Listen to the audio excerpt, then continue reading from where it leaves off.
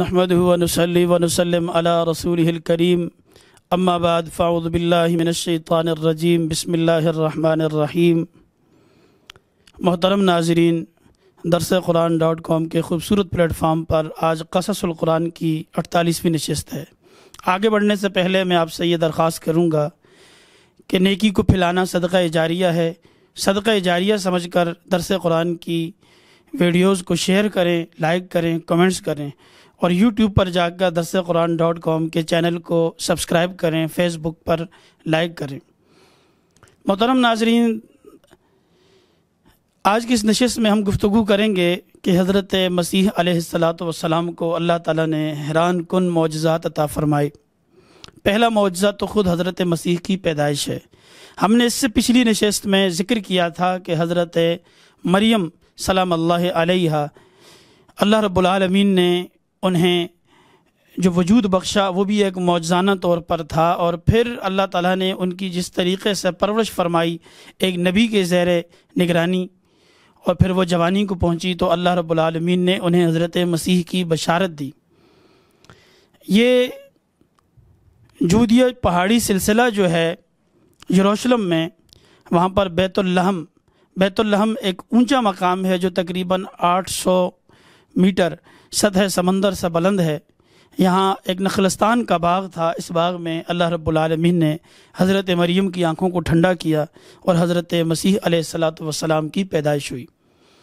حضرت مسیح اس دنیا میں تشریف لائے تو پہلا معجزہ یہ تھا کہ بغیر باپ کے جو سلسلہ اللہ رب العالمین نے انسانوں کا یا دیگر مخلوقات کے اندر ایک توالد اور تناسل کا شروع کیا ہے، اس سلسلے سے ہٹ کر یہ حیران کن معجزہ ہے کہ بغیر باپ کے بیٹے کی پیدائش اللہ نے حضرت مسیح اور حضرت مریم کے ذریعے یہ کر کے دکھایا۔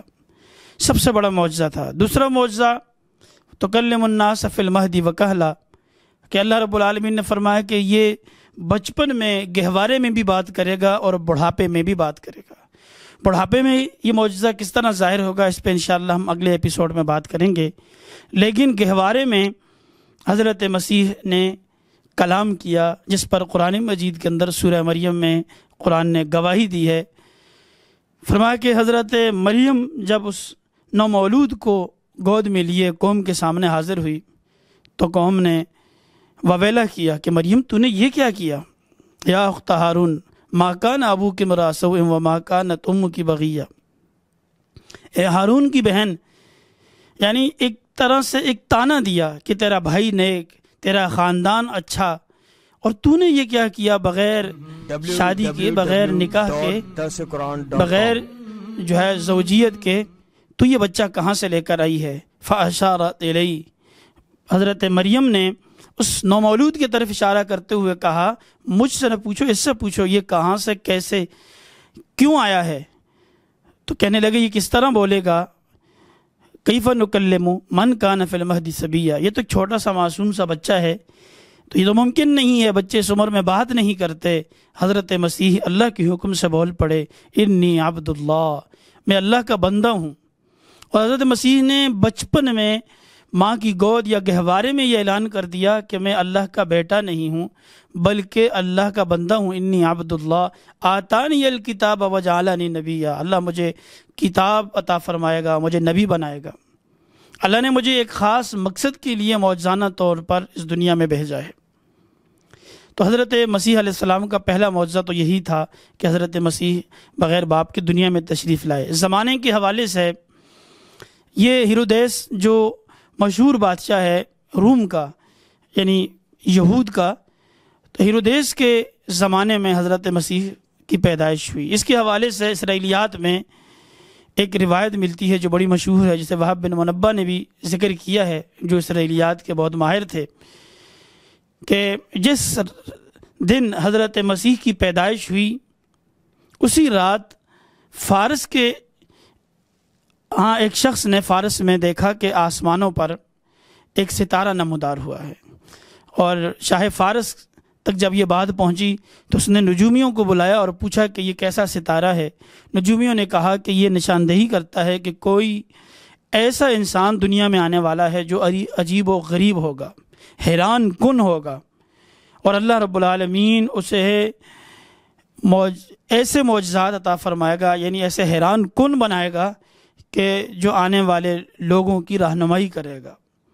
تو یہ بھی بتا دیا کہ یہ ملک شام کی طرف اس کی پیدائش ہوگی۔ شاہ فارس نے کچھ لوگوں کو بھیجا، ایک وفد تیار کیا اور خوشبوئیں دے کر بھیجا کہ جاؤ پتہ لگاؤ یہ کون اور کہاں پر کس مقام پر اس کی پیدائش ہوئی ہے۔ یہ وفد جب شام پہنچا اور شام کی یہودیوں سے معلومات لی کہ کیا اس طرح کا کوئی بچہ یہاں پیدا ہوا ہے، تو یہودیوں کے کان کھڑے ہو گئے اور انہوں نے فوراً اس وفد کو اٹھایا اور ہیرودیس جو یہودیوں کا بادشاہ تھا اس کے دربار میں لے گئے۔ ہیرودیس نے جب یہ سنا تو وہ بھی گھبرا گیا کہ ایسا بچہ پیدا ہوا ہے کہ جس سے میری بادشاہت کو آگے چل کر خطرہ ہوگا۔ تو اس نے اس وفد سے کہا کہ تمہیں مکمل اجازت ہے، تم اس کا سراغ لگاؤ، اسے ڈھونڈو اور پھر میرے پاس آ جانا، تمہیں اکرام اور اعزاز اور انعامات سے نوازا جائے گا۔ جب وہ وفد بیت اللحم کے مقام پر پہنچا یروشلم میں، اور وہاں جا کر انہوں نے حضرت مسیح اور حضرت مریم سے ملاقات کی، حضرت مسیح کو دیکھا، دیکھنے کے بعد ان پر اور زیادہ کچھ راز منکشف ہوئے، جس کے بعد وہ یہ سمجھ اس رات انہوں نے یہ خواب دیکھا اس وفد میں شامل لوگوں نے کہ جو ہیرودیس ہے یہ اس بچے کو قتل کرا دے گا یا پھر اس کا دشمن بن جائے گا، لہٰذا اس تک یہ بات نہ پہنچائی جائے۔ تو انہوں نے حضرت مریم سے کہا کہ تمہارے اس بچے کو خطرہ ہے کہ لہٰذا کسی بھی طرح سے بچایا جائے، اور یہ آگے جا کر ایک بہت بڑا انسان بننے والا ہے۔ تو وہ وفد ہیرودیس سے ملے بغیر فارس لوٹ آیا۔ اسرائیلیات میں ہی یہ ملتا ہے کہ حضرت مسیح کی والدہ حضرت مریم حضرت مسیح کو لے کر یروشلم سے مصر تشریف لے گئی، اور پھر ایک لمبا عرصہ مصر میں رہے، یہاں تک کہ حضرت مسیح تب لوٹے جب ان کی عمر کوئی 22-24 سال ہو چکی تھی۔ لیکن قرآن مجید اس حوالے سے خاموش ہے۔ وہ زندگی جس زندگی میں کوئی خاص موعظت یا انسانوں کے لیے کوئی خاص نصیحت نہیں ہے، عام انسانوں کے لیے کوئی خاص پیغام نہیں ہے، قرآن اسے ذکر نہیں کرتا۔ قرآن صرف مقصد کو بیان کرتا ہے۔ قرآن مجید نے مقصد کو بیان کیا ہے کہ اللہ رب العالمین نے اپنے اس پیغمبر کو ایک خاص مقصد کے لیے بھیجا تھا۔ اور حضرت یحییٰ علیہ السلام کا زمانہ اور آپ کا زمانہ ایک ہی ہے۔ حضرت یحییٰ کو شہید کر دیا گیا تھا آپ کی نبوت سے پہلے، چونکہ آپ موجود تھے لیکن آپ کو نبوت نہیں ملی تھی۔ نبوت جو آپ کو ملی ہے اس کے حوالے سے یہ ہے کہ بہت ساری چیزیں تو بچپن سے ہی آپ پر ظاہر کر دی گئی تھی، لیکن نبوت آپ کو جوانی میں کے بعد یعنی 22 یا 24 سال کے بعد ملی ہے، اور بعض روایات کے مطابق آپ کو 33 یا پھر 30 سال کی عمر میں اٹھا لیا گیا تھا آسمانوں پر۔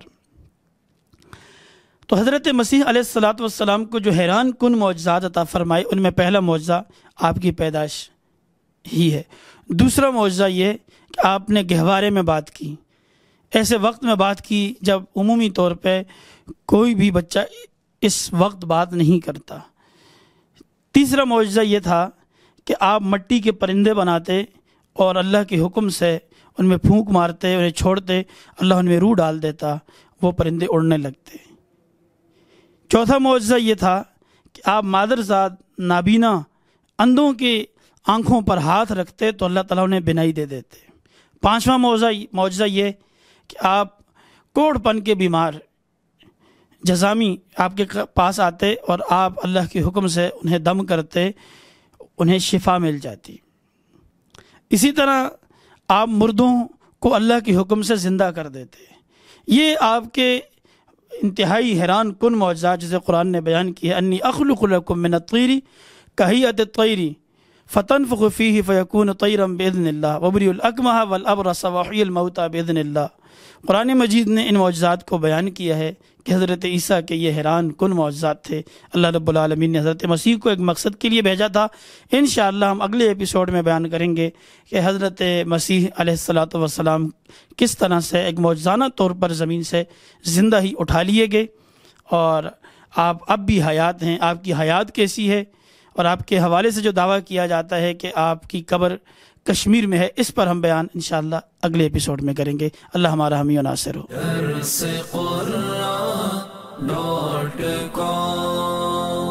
www.darsequran.com